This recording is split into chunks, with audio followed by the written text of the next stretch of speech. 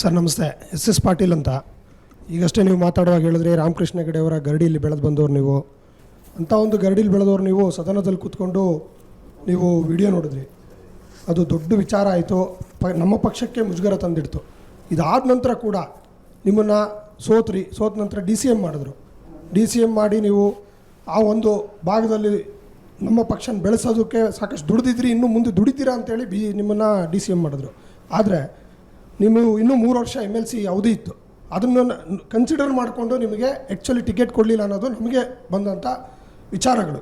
ಆದರೆ ನೀವು ಇನ್ನೂ 3 ವರ್ಷ MLC ಇದ್ದಿರಲ್ಲ ಅನ್ನೋ ಒಂದು ಉದ್ದೇಶಕ್ಕೆ ನಿಮಗೆ ಟಿಕೆಟ್ ನಿರಾಕರಣೆ ಮಾಡಿದ್ರು ಅಂತೇಳಿ ನೀವು ಏಕಾಏಕಿ ಪಕ್ಷ ಬಿಟ್ಟು ಕಾಂಗ್ರೆಸ್ಗೆ ಹೋದ್ರಿ. ಈಗ ಕಾಂಗ್ರೆಸ್ನಲ್ಲಿ ನಿಮ್ಮನ್ನು ಕುಪ್ಪರಿಗೆ ಮೇಲೆ ಕೂಡಿಸ್ತಾರ? ಬಹುತೇಕ ನಿಮಗೆ ಮಾಹಿತಿಗಳ ಕೊರತೆ ಇದೆ. ನೀವು ಭಾಳಷ್ಟು ಆ ಪಕ್ಷದಲ್ಲಿ ಕೆಳಮಟ್ಟಕ್ಕೆ ಹೋಗಿ ಆಲೋಚನೆಗಳ ಬಗ್ಗೆ, ನನ್ನ ಬಗ್ಗೆ, ಪಕ್ಷದ ಮಧ್ಯೆ ಮತ್ತು ಮುಖಂಡರ ಮಧ್ಯೆ, ನನ್ನ ಮಧ್ಯದಲ್ಲಿ ಆಗಿರ್ತಕ್ಕಂಥ ಚರ್ಚೆಗಳ ಬಗ್ಗೆ ನಿಮಗೆ ಮಾಹಿತಿ ಇಲ್ಲ. ಪಾಟೀಲ್ ರೀ, ನಿಮಗೆ ಒಂದು ಮಾತು ಹೇಳ್ತೀನಿ. ಯಡಿಯೂರಪ್ಪನವ್ರು ಹೇಳ್ತಾರಲ್ಲ, ಒಂದು ಸರಿ ಮಾತು ಕೊಟ್ಟರೆ ಯಡಿಯೂರಪ್ಪ ಯಾವತ್ತೂ ತಿರುಗೋದಲ್ಲ ಅಂತೇಳಿ. ಯಡಿಯೂರಪ್ಪ ಇವತ್ತು ನಾನು ಕೇಳ್ತೀನಿ, ಅವತ್ತು ನನ್ನ ಆಪರೇಷನ್ ಕಮಲ ಆಯ್ತಲ್ಲ, 23ಕ್ಕೆ ನೀನೇ ಅಭ್ಯರ್ಥಿ ಅಂತ ಹೇಳಿದರು. 23ಕ್ಕೆ ನೀನೇ ಚುನಾವಣೆಗೆ ನಿಲ್ಲಬೇಕು ಅಂತ ಹೇಳಿದರು.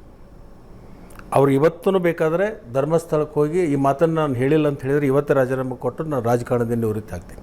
ಕೇಳಿ ಯಡಿಯೂರಪ್ಪನವ್ರಿಗೆ. ಆಗಿರ್ತಕ್ಕಂಥ ಒಪ್ಪಂದ ಏನಿತ್ತಲ್ಲ, ಆ ಒಪ್ಪಂದದ ಮಾಹಿತಿ ನಿಮಗಿಲ್ಲ. ಒಂದು MLC ಮಾಡಿದ್ದು, ಮಂತ್ರಿ ಕೊಟ್ಟ ಮೇಲೆ MLC ಮಾಡಲೇಬೇಕಲ್ಲ. ಹೌದು. ಊಟ ಕೊಡ್ತಾನಂದ್ರೆ ತಟ್ಟೆ ಹಚ್ಚಬೇಕು. ತಟ್ಟೆ ಇದ್ದಾಗನೇ ಊಟ ಮಾಡೋಕ್ಕೆ ಬರುತ್ತೆ. MLC ಇದ್ದ ಅಥವಾ ML ಇದ್ರೇ ಮಂತ್ರಿ ಆಗೋಕ್ಕೆ ಬರುತ್ತೆ. ಸೋತ ಮೇಲೆ ಯಾಕೆ ಮಾಡಿದರು ಅಂತಂದರೆ, ಕಳೆದ 2018 ಚುನಾವಣೆ ಒಳಗೆ 16 ಕ್ಷೇತ್ರಕ್ಕೆ ನನ್ನನ್ನು ಜವಾಬ್ದಾರಿ ಕೊಟ್ಟರು. ನನ್ನ ಕ್ಷೇತ್ರಕ್ಕೆ ನಾನು ಹೋಗ್ಲಿಕ್ಕೆ ಆಗಲಿಲ್ಲ. ನನ್ನ ಮೇಲೆ ಹಣೆ ಇಟ್ಟಳು. ಅವತ್ತು ನಾನು ಸೋತೆ. ಅಮಿತ್ ಶಾ ಅವ್ರಿಗೆ ಗೊತ್ತಿತ್ತು ಲಕ್ಷ್ಮಣ ಸವದಿಯನ್ನು ನಾವು ಬೇರೆ ಕಡೆ ದುಡಿಸ್ಕೊಳ್ಳೋಕೆ ಹಚ್ಚಿದ ಕಾರಣಕ್ಕೆ ಅವರು ತನ್ನ ಕ್ಷೇತ್ರಕ್ಕೆ ಹೋಗದೇ ಇರೋದರಿಂದ ಸೋತರು ಅಂತೇಳಿ ಅದ್ರಗೋಸ್ಕರ ಕೊಟ್ಟಿರೋದು. ನಾನು ಭಾರತೀಯ ಜನತಾ ಪಕ್ಷ ಬರೋಕ್ಕಿಂತ ಮುಂಚೆ ಅಥಣಿ ತಾಲೂಕದಲ್ಲಿ ಒಬ್ಬ ಗ್ರಾಮ ಪಂಚಾಯತಿ ಮೆಂಬರು ಕೂಡ ಭಾರತೀಯ ಜನತಾ ಪಕ್ಷದವ್ರು ಇರಲಿಲ್ಲ. ಫಸ್ಟ್ ಟೈಮ್ ಜಿಲ್ಲಾ ಪಂಚಾಯತಿ, ತಾಲೂಕ್ ಪಂಚಾಯತಿ ಎಲೆಕ್ಷನ್ ಬಂತು. ನಾನು 2004ರಲ್ಲಿ BJP ಸೇರ್ಕೊಂಡು ಫೆಬ್ರವರಿ 16, 2004ನೇ ಇಸ್ವಿಯೊಳಗೆ ಮಧ್ಯಾಹ್ನ 3 ಗಂಟೆಗೆ ಅನಂತಕುಮಾರ್ ಅವರು, ಜಗದೀಶ್ ಶೆಟ್ಟರು ಅಥಣಿ ಬಂದು ನನ್ನ ಪಾರ್ಟಿಗೆ ಸೇರಿಸ್ಕೊಂಡ್ರು. ಒಬ್ಬ ಗ್ರಾಮ ಪಂಚಾಯತಿ ಮೆಂಬರ್ ಇರಲಿಲ್ಲ ಅವತ್ತು. ನಾನು 2004ರಲ್ಲಿ ಗೆದ್ದು ಬಂದ ಮೇಲೆ ಜಿಲ್ಲಾ ಪಂಚಾಯತಿ, ತಾಲೂಕ್ ಪಂಚಾಯತಿ ಎಲೆಕ್ಷನ್ ಬಂತು. ಇಡೀ ರಾಜ್ಯದಲ್ಲಿ ಜಿಲ್ಲಾ ಪಂಚಾಯತಿ, ತಾಲೂಕ್ ಪಂಚಾಯತಿ ಯಾವ ಕ್ಷೇತ್ರದಾಗ ಹೆಚ್ಚು ಬಂದು ಅಂದರೆ, ಒಂದು ಶಿಕಾರಿಪುರದಲ್ಲಿ 2ನೇ ನಂಬರು, ಫಸ್ಟ್ ನಂಬರ್ ಅಥಣಿ, 5ಕ್ಕೆ 5 ಜಿಲ್ಲಾ ಪಂಚಾಯತಿ, 32 ತಾಲೂಕ್ ಪಂಚಾಯತಿಯಲ್ಲಿ 28 ತಾಲೂಕ್ ಪಂಚಾಯತಿ ಗೆದ್ದು ತೋರಿಸಿದ್ದೀನಿ. ಇದು ನನ್ನ ಕೊಡುಗೆ ಪಾರ್ಟಿ. ಗ್ರಾಮ ಪಂಚಾಯತಿ ಮೆಂಬರ್ ಇರಲಿಲ್ಲ ಇಡೀ ತಾಲೂಕದಲ್ಲಿ. ಈಗೆಲ್ಲರೂ ಏನೇನು ಬೇರೆ ಬೇರೆದವ್ರು ಬಂದಿದ್ದಾರಲ್ಲ, 2004ರಾಗ ನಾವು ಅವತ್ತು ಹಿಡಿದ 18ರವರೆಗೂ ಕೂಡ ಇಡೀ ಜಿಲ್ಲೆ ಒಳಗೆ ಪಾರ್ಟಿ ಕಟ್ಟಿದ್ದೀವಿ.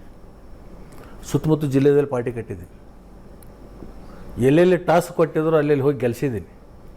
ಈ ಉಪಚುನಾವಣೆಯಲ್ಲಿ ಇವ್ನು ಗೆಲ್ಲಬೇಕು ಅಂತ ಹೇಳಿದರೆ ಅಂತಲ್ಲಿ ಹೋಗಿ ನಿಂತು ಗೆಲ್ಲಿಸಿದ್ದೀನಿ. ಅಂಥ ಒಂದು ಕಾರ್ಯಕರ್ತರ ಜೊತೆಗೆ ಒಡನಾಟ, ಆ ಪಕ್ಷದಲ್ಲಿದ್ದ ನಿಷ್ಠೆ ಮತ್ತು ಸುಮಾರು 25 ವರ್ಷದ ಅವಧಿಯಲ್ಲಿ ಒಂದೇ ಒಂದು ಪಕ್ಷಕ್ಕೆ ದ್ರೋಹ ಮಾಡ್ತಕ್ಕಂಥ ಕೆಲಸ ಮಾಡಲಿಲ್ಲ. ಭಾರತೀಯ ಜನತಾ ಪಕ್ಷದಲ್ಲಿ ಎಷ್ಟು ಜನ ಇದ್ದಾರೆ ಕಾಲೆಳೆಯವರು, ಎಷ್ಟು ಜನರನ್ನು ಈ ಸರಿಗೆ ನೀವು ಸೋಲಿಸಿದ್ದೀರಿ. ನಿಮ್ಮ ಪಾರ್ಟಿಯ ನಿಮ್ಮ ಮುಖಂಡರು ನಿಮ್ಮ ಅಭ್ಯರ್ಥಿಗಳನ್ನು ಸೋಲಿಸಿದ್ದಿದೆ. ಅದು ಚಾಳಿ ಬಂದುಬಿಟ್ಟಿದೆ ಈಗ. ಅದಕ್ಕೆ ಪಾಟೀಲ್ರಿ, ನಿಮಗೆ ಗೊತ್ತಿರಲಿ ಮಾಹಿತಿ, ನಿಮಗೆ ನಿಷ್ಠಾವಂತ ಕಾರ್ಯಕರ್ತರು ಅನ್ನೋದು ನೀವು ಸ್ವಲ್ಪ ಹುಷಾರಿರಿ ಮುಂದಿನ ದಿನ. ಕಾಂಗ್ರೆಸ್ನವ್ರನ್ನ ಕರ್ಕೊಂಬಂದು ನಿಮ್ಮನ್ನು ಉಪ್ಪರಿಗೆ ಮೇಲೆ ಕೂಡಿಸಿದ್ರ ಅಂತ? ನನಗೆ ಉಪ್ಪರಿಗೆ ಮೇಲೆ ಕೂಡೋದು ಅವಶ್ಯಕತೆ ಇರಲಿಲ್ಲ. ಕೈಲಾಗದಿದ್ದವ್ರು ಬಾಯಿ ತುಂಬ ಮಾತಾಡ್ತಾರೆ. ನಾನೇನೋ ಮಂತ್ರಿ ಮಾಡಬೇಕು ಅಂತೇಳಿ ಕಂಡೀಷನ್ ಕರಾರ್ ಮೇಲೆ ಪಾರ್ಟಿ ಸೇರಲಿಲ್ಲ. ನಿಮ್ಮನ್ನು ಗೌರವದಿಂದ ನಡೆಸೋತಿ, ನಮ್ಮ ಪಾರ್ಟಿಗೆ ಬರ್ರಿ, ನೀವು ನಮ್ಮ ಪಾರ್ಟಿಗೆ ಬರೋದರಿಂದ 20-25 ಸೀಟ್ ನಮಗೆ ಹೆಚ್ಚಾಗುತ್ತೆ, ನೀವು ಬರ್ರಿ ಅಂತ ಹೇಳಿ ಕೇಸಿಂದ ಅತ್ಯಂತ ಗೌರವದಿಂದ ನನ್ನನ್ನು ವಿಶೇಷ ವಿಮಾನ ಕೊಟ್ಟು ಕರೆಸ್ಕೊಂಡು ನನ್ನನ್ನು ಜಾಯಿನ್ ಮಾಡಿಸ್ಕೊಂಡು ಇವತ್ತಿನ ದಿವಸ ಮುಖ್ಯಮಂತ್ರಿಗಳ ಹತ್ರ ಹೋಗಲಿ, ಉಪಮುಖ್ಯಮಂತ್ರಿಗಳು ಎಷ್ಟು ಗೌರವ ಕೊಡಬೇಕು ಅಷ್ಟು ಗೌರವ ಕೊಟ್ಟು ನನ್ನನ್ನು ಚೆನ್ನಾಗಿ ನಡೆಸ್ಕೋತಾ ಇದ್ದಾರೆ. ನಿಮ್ಮ ಪಾರ್ಟಿಯಲ್ಲಿ ನಾನು ಅವತ್ತು ಮಂತ್ರಿಗಳಿದ್ದಾಗ ಹೆಂಗೆ ನಡೆಸ್ಕೊಂಡ್ರೆ ನನಗೆ ಗೊತ್ತಿದೆ. ನಿಮಗೆ ಏನಾಯಿತು? ಯಾವ ಮುಖ್ಯಮಂತ್ರಿ ಕೆಳಗಡೆ ಉಪಮುಖ್ಯಮಂತ್ರಿ ಮಾಡಿದ್ರಲ್ಲ, ಈಗ DK ಶಿವಕುಮಾರ್ಗೆ ಇರ್ತಕ್ಕಂಥ ಪೋರ್ಟ್ಫೋಲಿಯೋಗಳಿಗೆ ಪ್ರೋಟೋಕಾಲ್ ಬಗ್ಗೆ ಈಗೂ ನೋಡ್ಕೊಳ್ರಿ. ನನಗಿರ್ತಕ್ಕಂಥ ಪ್ರೋಟೋಕಾಲ್ ಏನು ಇಟ್ಟಿದ್ದಾರೆ ಅದನ್ನು ತಿಳ್ಕೊಳ್ರಿ. ಅಂದರೆ ನಾಮಕವಾಸ್ತೆ ಉಪಮುಖ್ಯಮಂತ್ರಿ ಆಗಿದ್ರಾ ನೀವು? ಕೇವಲ ನಾಮಕವಾಸ್ತೆ. ನೀವು ಅವತ್ತೇ ರಾಜೀನಾಮೆ ಕೊಡಬೇಕಾಯ್ತು. ಅಲ್ಲ, ಒಂದು ನಿಮಿಷ ಮಧ್ಯದಲ್ಲಿ ಮಾತಾಡೋದು ಬೇಡ. ಎಸ್, ಅವತ್ತಿನ ದಿವಸ ರಾಜೀನಾಮೆ ಕೊಡಬೇಕು ಅಂತಲೂ ತೀರ್ಮಾನಕ್ಕೆ ಬಂದಿದ್ದೆ ನಾನು. ಗೊತ್ತಿರಲಿ ನಿಮಗೆ, 25 ವರ್ಷ ದುಡಿದಿದ್ದೀನಿ, ಕೆಟ್ಟ ಕಾಲಗಳು ಬರ್ತಾವೆ ಹೋಗ್ತಾವೆ, ಮುಂದೆ ಸರಿ ಹೋಗ್ಬೋದು ಅಂತೇಳಿ ನಾನು ಸುಮ್ಮನಿದ್ದೆ. ಸಾರಿಗೆ ಇಲಾಖೆ ಕೊಟ್ಟರು, ಏನು ಮಾಡಿದ್ರಿ ನೀವು?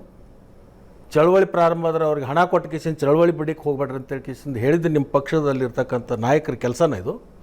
ಅಂದರೆ ನಿಮ್ಮನ್ನು ವಿಫಲ ಅಂತ ತೋರಿಸ್ಬೇಕು ಅಂತ ಬೇಕು ಅಂತ ದುಡ್ಡು ಕೊಟ್ಟು ಪ್ರತಿಭಟನೆ ಮಾಡಿಸಿದ್ದು ಗೊತ್ತಿಲ್ಲ ಅಂತ ತಿಳ್ಕೊಂಡ್ರಿ ನನಗೆ. ಉಪಮುಖ್ಯಮಂತ್ರಿ ಮಾಡಿರಿ. ಅಮಿತ್ ಶಾ ಅವ್ರ ಕಾರ್ಯಕ್ರಮಕ್ಕೆ ನಾನು ಹೋಗ್ತೀನಿ ಅಂತೇಳಿ ಹೋದಾಗ ವೇದಿಕೆ ಮೇಲೆ ನಿಮಗೆ ಅವಕಾಶ ಇಲ್ಲ ಅಂತ ಹೇಳಿದರು. ಈ ಅಪಮಾನ ನೀವು ಸೊಸೆಯುತ್ತಾರೆ? ಒಬ್ಬ ರಾಜ್ಯದ ಉಪಮುಖ್ಯಮಂತ್ರಿ ನಾನು.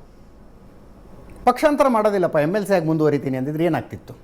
ಯಾಕಿರ್ಬೇಕಾಗಿತ್ತು? ಅಲ್ಲ, ಕೇಳ್ತೇನೆ ಸುಮ್ಮನೆ, ನಾನು ಜನರಲ್ ನಾಲೆಜಿಗೆ ಕೇಳ್ತೀನಿ. ನನಗೆ MLC ಇದ್ಕೊಂಡು ಅಲ್ಲಿ ಕೆಲಸ ಇಲ್ಲದೆ ಹೋಗಿ ಸುಮ್ಮನೆ TADಗೆ ಇರುವಂಥ ರಾಜಕಾರಣಿ ಅಲ್ಲ ನಾನು. ನಾನೇನೋ ರಾಜಕಾರಣ ಮಾಡಬೇಕು, ಜನರ ಸೇವೆ ಮಾಡಬೇಕು, ಜನರ ಕೆಲಸ ಮಾಡಬೇಕು, ಜನರ ಮಧ್ಯದಲ್ಲಿರಬೇಕು. ಅದು ಚಿಂತಕರ ಚಾವಡಿ, ಅದು ಬರೀ ಹೋರಾಟಗಾರರದಲ್ಲ. ಎರಡನೇ ಬಾರಿಗೆ ಮಾಡೋ ಸಂದರ್ಭದಲ್ಲಿ ನಾನೇ ಹೇಳಿದೆ, MLC ನನಗೆ ಬೇಡ, ನಾನು 23 ಚುನಾವಣೆಗೆ ಟಿಕೆಟ್ ಕೊಡ್ತೀನಿ ಅಂತ ಹೇಳಿದರೆ, ಅವ್ರು ಚುನಾವಣೆಗೆ ನಿಲ್ತೀನಿ ಅಂತ ಹೇಳಿದ್ರಿ, ಕೊಡಬೇಕು ಅಂತ ಹೇಳಿದೆ. ಇಲ್ಲ, ಆವಾಗ ನೀವು ಒಂದು ಕೆಲಸ ಮಾಡಬೇಕಾಗತ್ತೆ, ಈ MLC ನೀವು ಇಟ್ಕೊಳ್ಳಿ, 23 ಬಂದಾಗ ನಿಮ್ಮ MLC 5 ವರ್ಷ ಅವಧಿ ಇರುತ್ತಲ್ಲ, ಅದನ್ನು ಆ ಕ್ಯಾಂಡಿಡೇಟ್ ಕೊಡೋಣ, ಆವಾಗ ನೀವು ಸ್ಪರ್ಧೆ ಮಾಡೋಣ ಅಂತ ಹೇಳಿದವರು ಇವರೇ. ಸೊ ಯಡಿಯೂರಪ್ಪನವರು ಕೊಟ್ಟ ಮಾತಿನಂತೆ ನಡೆದುಕೊಳ್ಳಲಿಲ್ಲ ಅನ್ನೋದು ಬೇಜಾರು. ಅವರೂ ನಡ್ಕೊಳ್ಳಿಲ್ಲ, ಅದರ ನಂತರ ಆಗಿರ್ತಕ್ಕಂಥ ಮುಖ್ಯಮಂತ್ರಿ ಬಸವರಾಜ ಬೊಮ್ಮಾಯಿ ಅವರು ನಡ್ಕೊಳ್ಳಿದ್ದಿಲ್ಲ. 5 ವರ್ಷ ನನ್ನ ಇರ್ತಕ್ಕಂಥ MLC ಅವಧಿ ಇತ್ತಲ್ಲ, ಅದನ್ನು ಅವ್ರಿಗೆ ಕೊಡೋಣ, ನೀವು ಚುನಾವಣೆಗೆ ನಿಲ್ಲರಿ, ನೀವು ಗೆದ್ದು ಬರ್ರಿ, ನಿಮ್ಮಿಂದ ಅಕ್ಕಪಕ್ಕದ 4 ಕ್ಷೇತ್ರಗಳಿಗೆ ಗೆಲ್ಲಕ್ಕೆ ಅವಕಾಶ ಇದೆ, ಆ ಅವಕಾಶ ನಾವು ತಪ್ಪಿಸ್ಕೊಳ್ಳೋದಿಲ್ಲ ಅಂತ ಹೇಳಿದವರೇ ನಿಮ್ಮ ಪಾರ್ಟಿ ಮುಖಂಡರು. ಪಾಟೀಲ್ರಿಗೆ ಗೊತ್ತಿರಲಿ, ಲಕ್ಷ್ಮಣ ಸವದಿನ ಕಳ್ಕೊಳ್ಳಿಲ್ಲ ನೀವು, 25 ಕ್ಷೇತ್ರ ಕಳ್ಕೊಂಡಿರಿ. ಮುಂದಿನ ಲೋಕಸಭಾ ಚುನಾವಣೆ ಇದೆ, ಈಗ ಏನಾಗ್ತದೆ ಅಂತ ನೋಡ್ತೀವಲ್ಲ. ಈಗ ಏಪ್ರಿಲಲ್ಲಿ ಮತ್ತೆ ಚುನಾವಣೆ ಇದೆ ನಮಗೆ ಲೋಕಸಭಾ. ಏನ್ರಿ ಚಾಲೆಂಜ್ ಹಾಕೋ ಮಾತಾಡ್ತಿರಲ್ರಿ ನೀವು? ಇದು ನೋಡಿ, ನೀವೇನು ನಿಮ್ಮ ಡುಬ್ಬತ್ತ ಪಡಿಸ್ಕೊಳಕ್ಕೆ ಹೋಗಬೇಡಿ. ನಿಮಗೆ ಯಾವುದೇ ಮುಖ ಇಲ್ಲ, ನಿಮಗೆ ಯಾವುದೇ ಬೆಲೆ ಇಲ್ಲ, ನಿಮ್ಮನ್ನು ಕೇಳಿ ಮತ ಹಾಕ್ತಕ್ಕಂಥ ಜನನೂ ಈ ರಾಜ್ಯದಲ್ಲಿಲ್ಲ. ನಿಮಗಿರೋದು ಬಂಡವಾಳ ಒಂದೇ, ಮೋದಿ ಮೇಲೆ ಬಿಟ್ಟರೆ ನಿಮ್ಮ ಬಂಡವಾಳನೇ ಇಲ್ಲ. ಅಲ್ಲ, ಮೋದಿ ಮೇಲೆ ಎಲೆಕ್ಷನ್ ನಿಮ್ಮದು ಬಂಡವಾಳ ಎಲ್ಲ ಖಾಲಿ ಆಗಿದೆ. ಅಲ್ಲ, ಮೋದಿ ಕೆಲಸ ಮಾಡಿದರೆ ಎಲೆಕ್ಷನ್ ನಡೀತದೆ. ಹೋಳಿಗೆ ಒಳಗಿನ ಹುರುನು ಕೆಳಗೆ ಬಿದ್ದು ಬಿಟ್ಟಿದೆ, ಇನ್ನು ಬರೀ ಉಳಿದ್ರದ ಮ್ಯಾಗಿಂದ ಕವರ್ ಅಷ್ಟೇ. ಸೌದಿ ಅವರೇ, ಪಕ್ಷ ಬಿಟ್ಟು ಕಾಂಗ್ರೆಸ್ಸಿಗೆ ಬಂದಿದ್ದಕ್ಕೆ ಏನೂ ಪಶ್ಚಾತ್ತಾಪ ಇಲ್ಲ, ಸಂತೋಷವಾಗಿದ್ದೀರಿ? ಸಂತೋಷವಾಗಿದ್ದೀನಿ, ಆನಂದವಾಗಿದೆ.